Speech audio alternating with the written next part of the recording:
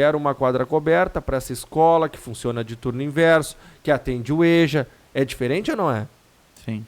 Nós descobrimos no Ministério do Esporte, por exemplo, que existia uma linha de projeto para o município se inscrever, que é uma quadra de grama sintética, meia quadra de basquete, que é aquela para jogar em trio, Tá, de e mais um playground. Um projeto de 1,5 milhão.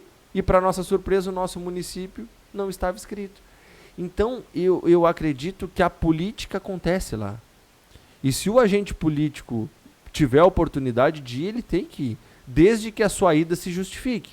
Claro. Que a sua ida lá não pode ser uma ida a passeio. Não pode ser turismo.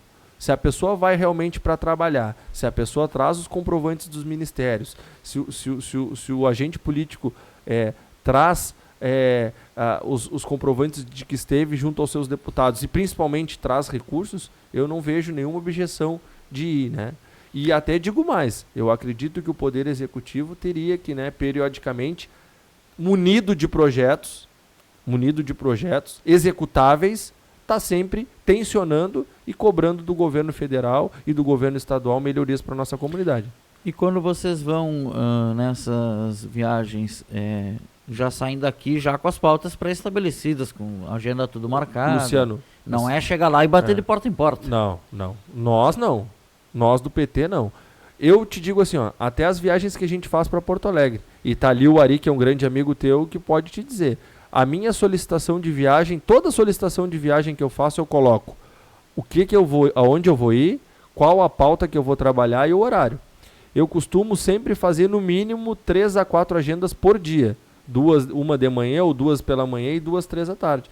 Então, porque a gente aproveita que vai, né, para executar o maior número de pautas que a gente tem. E além disso, até que foi uma crítica aquele dia que o Cid fez, que vocês foram e levaram alguns projetos que o Executivo tinha. Foi uma solicitação até do secretário do Planejamento. Olha, vocês estão indo trabalhar essas pautas? Vocês têm como dar uma olhada nisso aqui para nós?